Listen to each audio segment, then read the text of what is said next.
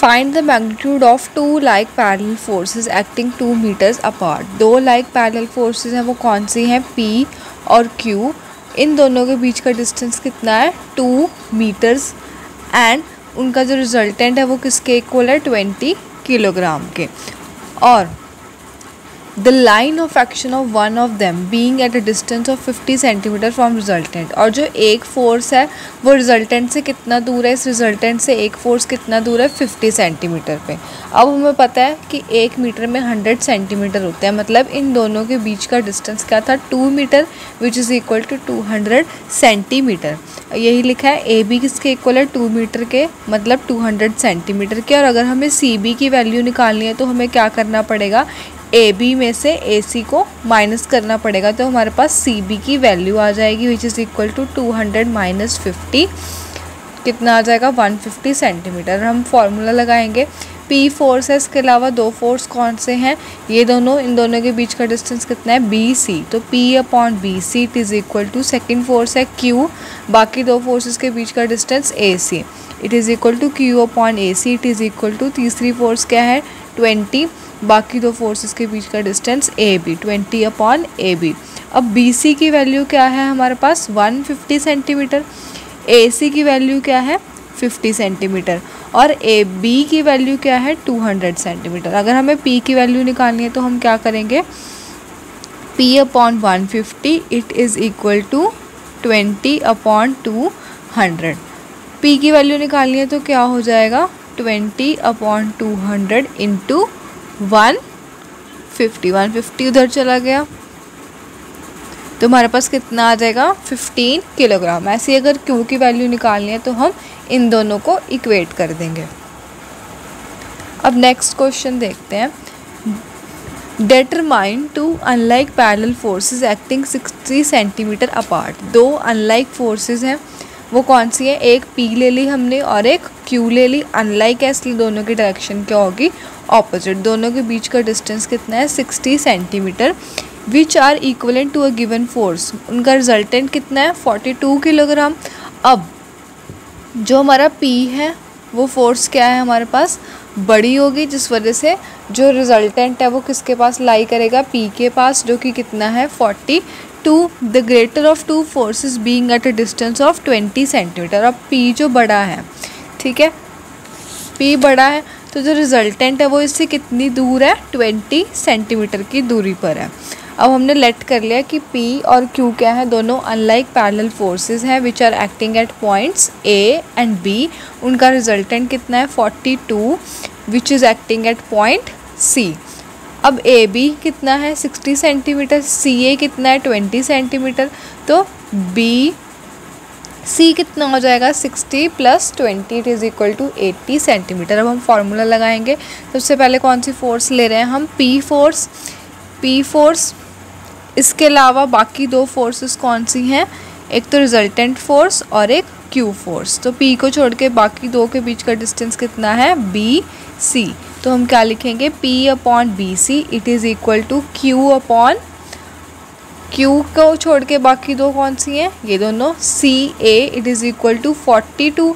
इसको छोड़ के बाकी दो के बीच का distance AB, 42 upon AB। BC की वैल्यू हमने कितनी निकाली? 80 सेंटीमीटर।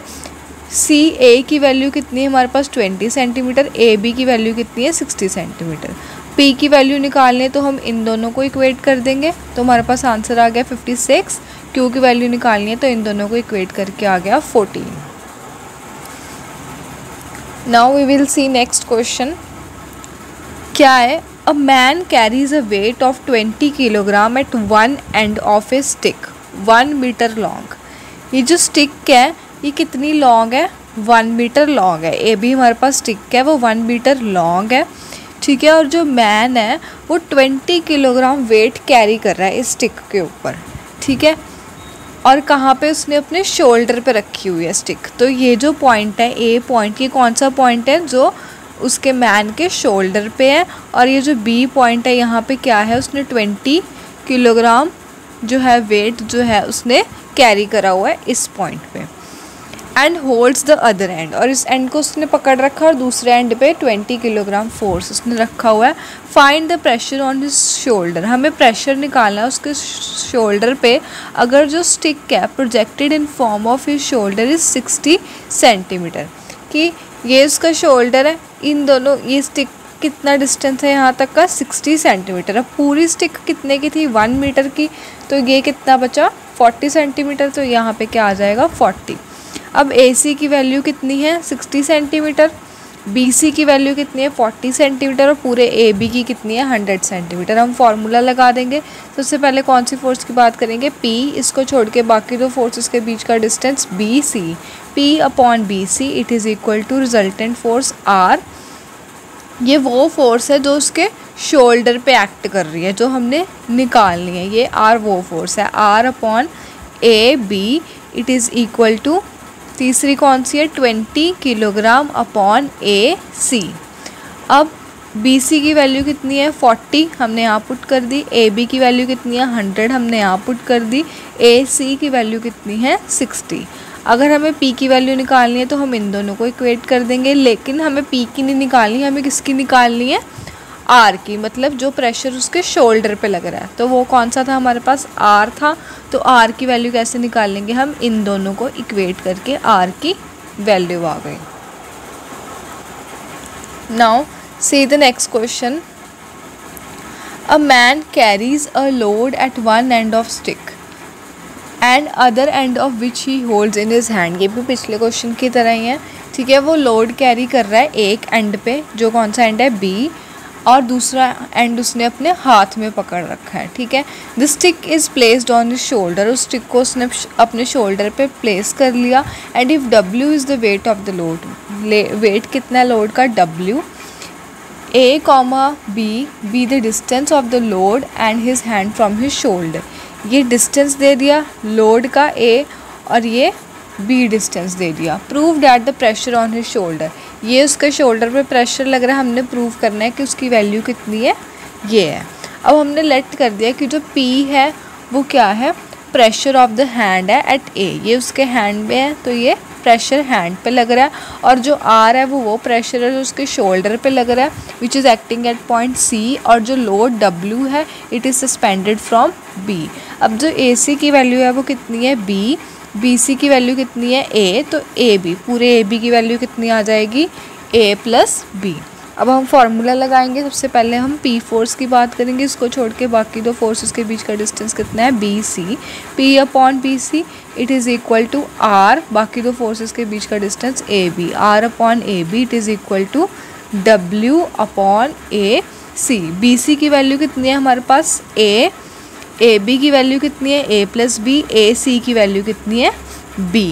अब हमने किसका निकालना था, प्रेशर ऑन हिज शोल्डर, मतलब किसकी वैल्यू निकालनी है R की वैल्यू। तो हम इन दोनों को इक्वेट करेंगे, इन दोनों को इक्वेट करा, ये हमारे पास उधर चला गया, ये हमारी R की वैल्यू आ गई। हमने फिर दोनों के नीचे पुट कर दिया A upon B plus B upon B into W, हमने कॉमन W दोनों का कॉमन है, B से B कट गया, यहाँ कितना आ गया 1, तो कितना आ गया 1 plus AB, A upon B, sorry कितना आ गया W की value 1 plus A upon B into W, sorry R की वैल्यू आई है ये हमारी, तो ये इसके इक्वल हमने प्रूफ कर दी। Now see the next question, a uniform rod of length, a uniform rod AB of length 6 metre, ये यूनिफॉर्म रॉड है AB, इस पूरी की लेंथ कितनी है 6 metre and weight 5 kg rest in a horizontal position, और जो वेट है 5 kg का वो हॉरिजॉन्टल पोजीशन में रखा गया है ओवर अ पेग Q, एक पेग है Q and under a peg P, मतलब Q के ओवर रखा हुआ है और P के अंडर रखा हुआ है हमने वेट 5 kg को। अगर AP की वैल्यू, ये वैल्यू उसने 1 मीटर दे दी और BQ की वैल्यू उसने 4 मीटर दे दी है, so find the reaction of the pegs. तो जो हमारा ओवर वाला था, ओवर पेग Q ओवर वाला था, उसमें जो रिएक्शन है वो कहाँ एक्ट करेगी ऊपर की तरफ, और जो अंडर वाला था उसमें हमारी रिएक्शन फोर्स नीचे की तरफ एक्ट करेगी। ठीक है। और जो हमारा इसके अंदर जो हमारी सेंटर ऑफ ग्रेविटी है वो हमने कहाँ पे कंसीडर करी है, मिडल पॉइंट पे कंसीडर करी है। उसके बाद जो वेट है 5 kg वो यहाँ पे एक्ट कर रहा है। ए बी की लेंथ 6 मीटर है और ये जो वेट है ये कहाँ पे एक्ट करेगा, मिड पॉइंट पे एक्ट करेगा विच इज़ सी। हमने लेट कर लिया कि जो R1 और R2 है ये क्या है, रिएक्शन फोर्सेस है P और Q के ऊपर। AP की वैल्यू उसने 1 मीटर दे रखी है और PQ की वैल्यू भी हमारे पास कितनी आ गई, 1 मीटर। अब हम फॉर्मूला लगाएंगे तो R1 अपॉन बाकी दो फोर्सेस के बीच का डिस्टेंस कितना आ गया, QC। तो कितना आ गया, R1 upon QC it is equal to R2 बाकी दो फोर्सेस के बीच का डिस्टेंस कितना आ गया, PC। R2 upon PC it is equal to 5 upon कितना आ जाएगा हमारे पास, PQ। ठीक है। उसके बाद QC की वैल्यू कितनी है हमारे पास, 1, PC की वैल्यू कितनी है 2 और PQ की वैल्यू कितनी है 1। तो इससे हमारे पास R1 और R2 की वैल्यू आ गई। नेक्स्ट क्वेश्चन क्या है, two unlike parallel forces of magnitude P and Q such that P is greater than Q act at A and B respectively. हमने दो फोर्सेस ले ली, P और Q दोनों अनलाइक पैरेलल फोर्सेस है, मतलब उनकी डायरेक्शन क्या होगी, ऑपोजिट। और कंडीशन क्या है, P is greater than Q, मतलब रिजल्टेंट किसके पास लाई करेगा, P के पास। दोनों की डायरेक्शन ऑपोजिट है तो रिजल्टेंट कितना हो जाएगा, P minus Q। If P and Q are both increased by X, अगर हम P और Q की वैल्यू दोनों को इंक्रीज़ कर दें X टर्म से, show that the resultant will move through a distance of this. हमें बताना है कि जो रिजल्टेंट है वो इतने डिस्टेंस से मूव कर जाएगा। तो हमने क्या करा, जो P की वैल्यू थी उसको भी कितना इंक्रीज़ कर दिया बाय X, तो कितना आ गया P प्लस X। Q की वैल्यू को भी कितना इंक्रीज़ कर दिया बाय X, तो कितना आ गया Q प्लस X। तो रिजल्टेंट पहले C पॉइंट पे था, अब रिजल्टेंट कहाँ लाई करेगा, C डैश पॉइंट पे। ठीक है। तो कितना हो जाएगा, P प्लस X माइनस क्या हो जाएगा, Q माइनस X। तो प्लस X से और माइनस X कट जाएगा, तब भी हमारा रिजल्टेंट कितना आएगा, P माइनस Q। ठीक है। तो हमने उससे पहले क्या करा, let the resultant P minus Q act eight C। P minus Q कहाँ एक्ट कर रहा है, C पॉइंट पे, जब फोर्स P और Q जो है वो एक्ट कर रही है A B पॉइंट पे रिस्पेक्टिवली। अब हम फार्मूला लगाएंगे तो कितना आ जाएगा, सबसे पहले P फोर्स बाकी दो के बीच का distance BC, P upon BC it is equal to Q force बाकी दो के बीच का distance AC, Q upon AC it is equal to P minus Q बाकी दो के बीच का distance AB, P minus Q upon AB। तो AC की वैल्यू अगर हमने निकालनी है तो हम इन दोनों को क्या कर देंगे, इक्वेट कर देंगे। तो AC की वैल्यू कितनी आ गई हमारे पास, Q upon P minus Q into AB।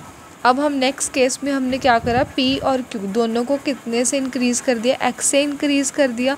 तो जो रिजल्टेंट है वो हमारे पास कितना आ जाएगा, P plus Q minus Q plus X कितना आ जाएगा, P माइनस Q, और वो कहाँ पे एक्ट करेगा, C डैश पॉइंट पे। अब हम दोबारा फार्मूला लगाएंगे तो पहली फोर्स क्या है, P प्लस X बाकी दो फोर्सेस के बीच का distance BC dash, P plus X upon BC dash it is equal to दूसरी force Q plus X upon कितना हो जाएगा हमारे पास AC dash it is equal to P minus Q बाकी दो फोर्सेस के बीच का डिस्टेंस AB। तो कितना आ गया, P minus Q upon AB। तो हमने AC डैश की वैल्यू निकालनी है तो हम इन दोनों को क्या कर देंगे, इक्वेट कर देंगे। तो हमारे पास वैल्यू आ गई Q plus X upon P minus Q into AB। अब हमने रिक्वायर्ड डिस्टेंस क्या निकालना था कि वो रिजल्टेंट कितने डिस्टेंस से मूव करा। रिजल्टेंट C से कहाँ मूव कर गया, C डैश पे। तो हमने किसकी वैल्यू निकालनी है, C डैश की, क्योंकि रिजल्टेंट C से C डैश पे मूव कर गया।